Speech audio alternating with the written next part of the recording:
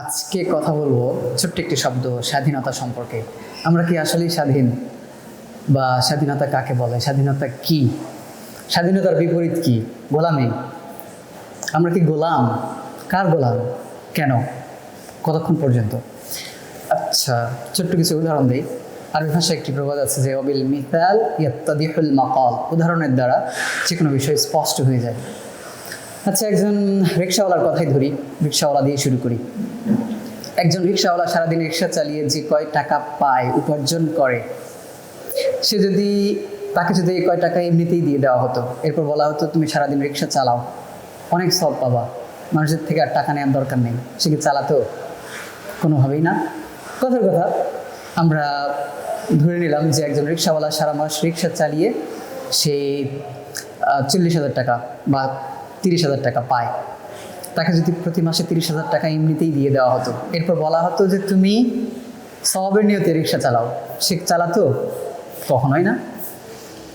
যত সওয়াবের অফারই তাকে দেওয়া হোক না কেন। তেমনি একজন নাপিত, তাকে যদি বলা হতো যে মাসে তোমাকে 50,000 টাকা দেওয়া হচ্ছে, মানে সে সারা মাস কাজ করে 50,000 টাকা উপার্জন করে, তাকে যদি 50,000 টাকা আল্লাহ তাআলা এমনিতেই দিয়ে দিতেন, এরপরে বলতেন যে তুমি যদি সারা মাস এই খেদমতটা আঞ্জাম দাও, মানুষের এই সেবাটুকু করো, মানুষের চুল কাটো, তাহলে তোমাকে অনেক সওয়াব দেওয়া হবে, সে কি করতো? কিছুতেই না। একইভাবে একজন ডাক্তারের কথা বিবেচনা করি। একজন ডাক্তার, ধরলাম সে তার প্রাইভেট চেম্বারে বসে প্রত্যেক দিন 50 জন করে রোগী দেখে। এক একজন রোগীর কাছ থেকে সে 1,000 টাকা করে ভিজিটিং ফি গ্রহণ করে। তাহলে এক মাসে সে কত টাকা পাবে?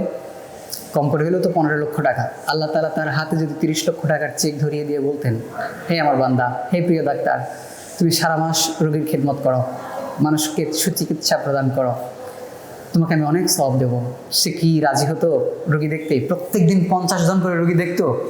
এই মাসে 1500 রোগী কি তার কাছ থেকে সেবা পেত? মনে তো হয় না, কখনোই না। কারণ সে প্রতি মাসে তো 30 লক্ষ টাকা এমনিতেই পেয়ে যাচ্ছে, সে আর কেন ফ্রিতে, কেন এতগুলো রোগী দেখবে? কিন্তু আল্লাহ তাআলা হাকিম, আল্লাহ তাআলা মহাপ্রজ্ঞাবান, প্রজ্ঞাময়। এই জন্য আল্লাহ তাআলা এমন ব্যবস্থা করে দিয়েছেন, দুনিয়ার নিজাম, এই যে দুনিয়ার শৃঙ্খলা, এটা বজায় রাখার জন্য আল্লাহ তাআলা এমন নিয়ম করে দিয়েছেন যে একজন ডাক্তার যত রোগী পায় তত খুশি হয়। এখন সে স্বেচ্ছায় আনন্দের সাথে দিনে 50 জন করে রোগী দেখছে। ইয়া আল্লাহ, কত মানুষ তার কাছ থেকে সেবা পাচ্ছে। তো এভাবে আমরা যদি প্রত্যেকটা মানুষের কথা, প্রত্যেকটা পেশার কথা চিন্তা করি, একজন গ্রাফিক ডিজাইনার, সে সারা মাস গ্রাফিক ডিজাইন করে যত লক্ষ টাকা বা যত কোটি টাকা উপার্জন করে, আল্লাহ তাআলা যদি তার হাতে তার চেয়ে বেশি টাকা ধরিয়ে দিতেন এবং বলতেন তুমি গ্রাফিক ডিজাইনের কাজ করো, তোমাকে অনেক সওয়াব দেবো, সে কি করতো? কখনোই না।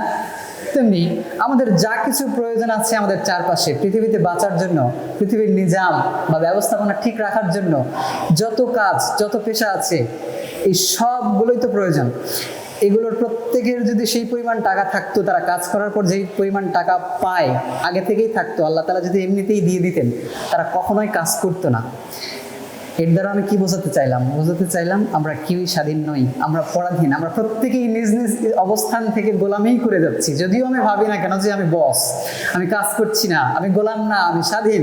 আসলে স্বাধীনতা নেই। স্বাধীন কারা?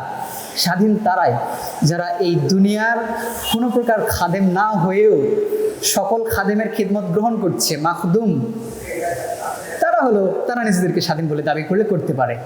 কথার কথা, এমন একজন মানুষ যে দুনিয়ার কোনো কাজই করছে না, একজন ইমাম সাহেব, সে কি কাজ করছে? একজন ইমাম 5 ওয়াক্ত নামাজে ইমামতি করছে। সে সে সে যদি ইমামতি নাও করে, দুনিয়াতে যদি নামাজ কায়েম নাও হয়, তবুও দুনিয়ার নিজামের, দুনিয়ার ব্যবস্থাপনার কোনো পরিবর্তন ঘটবে না। সুতরাং সে কোনো মানুষের খিদমতই করছে না বলা যেতে পারে। তেমনি একজন মুয়াজ্জিন যদি আযান না দেয়, কি হবে? দুনিয়ার কোনো ক্ষতি আছে? দুনিয়ার কিছু যায়, দুনিয়ার কিছু আসে? কিছুই যায় আসে না। সুতরাং সে কারো খিদমত করছে না, সে আখিরাতের কাজ করছে। তো আল্লাহ তাআলা আমাদের সবাইকে সৃষ্টি করেছেন আখিরাতের জন্য। আমরা জানি দুনিয়ার পুরো জিন্দেগিটা পরীক্ষা, আমরা সবাই পরীক্ষা দিচ্ছি। কিন্তু পরীক্ষা দিতে গিয়ে, বাঁচতে গিয়ে আমাদের বাঁচার প্রয়োজনে যা কিছু কাজ করার প্রয়োজন, আমরা সব কাজগুলোই করছি, টাকা পয়সা পাচ্ছি, আমাদের প্রয়োজন পূর্ণ হচ্ছে। এরপর যদি আমি আখিরাত নিয়ে না ভাবি, আখিরাতের কাজ যদি না করি, আর যদি আমি ভাবি যে ডাক্তারি করছি, ডাক্তারিটাই সব, আমি গ্রাফিক ডিজাইনের কাজ করছি, এটাই সব, ওয়েব ডেভেলপমেন্টের কাজ করছি, এটাই সব, আমি রিক্সা চালাচ্ছি, এটাই সব, তাহলে তো আমি মহাভুলের মধ্যে আছি। দুনিয়ার নিজামের একজন তুচ্ছ গোলাম হয়েই বাঁচলাম, তুচ্ছ গোলাম হয়েই মরবো, এরপরে আখেরাতে গিয়ে আর আমার কপালে তেমন কিছুই জুটবে না, হয়তো জুটবে না, হয়তো জুটবে।